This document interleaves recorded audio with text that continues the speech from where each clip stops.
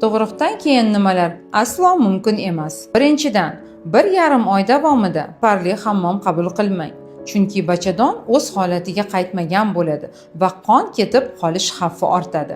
Ikkinchidan, qattiq parhez qilmang. Vitaminlarga boy ovqatlarni iste'mol qiling. Bu sutingizni ko'paytiradi. Uchinchidan, og'ir uy yumushlarini aslo bajarmang. Uyqu va dam olishni e'tiborsiz qoldirmang. Chaqaloq uxlagan paytda siz ham birga dam olib, kuchga to'ling. Bu tanangizni quvvatlantiradi. To'rtinchidan, tuqqandan keyin 1-6 hafta davomida jinsiy aloqa qilmang.